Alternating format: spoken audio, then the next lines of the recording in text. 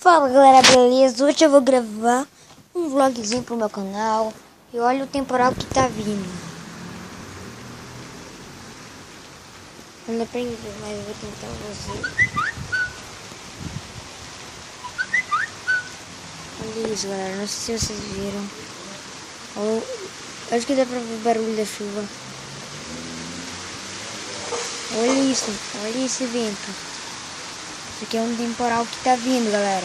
É um temporal, tá? Peraí.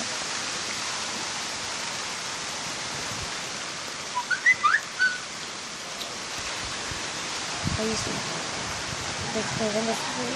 Dá pra ver. Eu acho que ele viu molhar a câmera, nossa. Calma aí, galera, que eu tenho que secar aqui a câmera.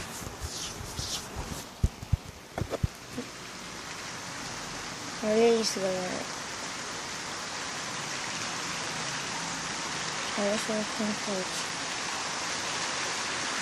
Olha que temporal. Eu tenho que falar bem alto porque eu acho que vocês não vão ver porque tá dando muito forte.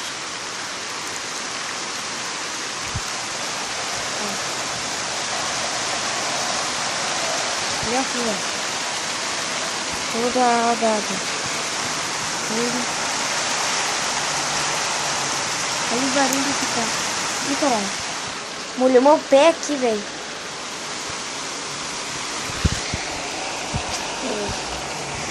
Caralho!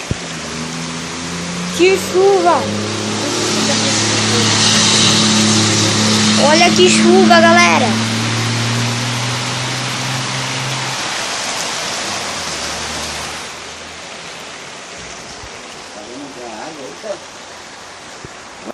Galera, eu voltei meu carreguei aqui, né? Mas olha isso. Olha que chuva. Olha aqui no outro tamanho.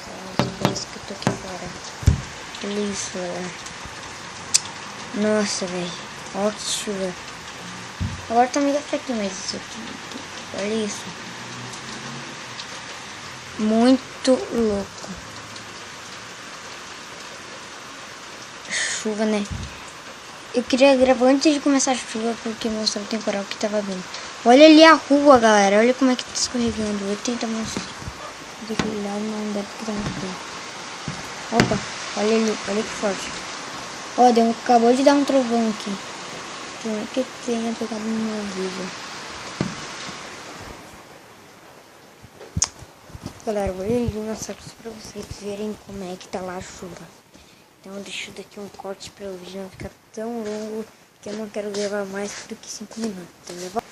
Eu voltei, olha isso.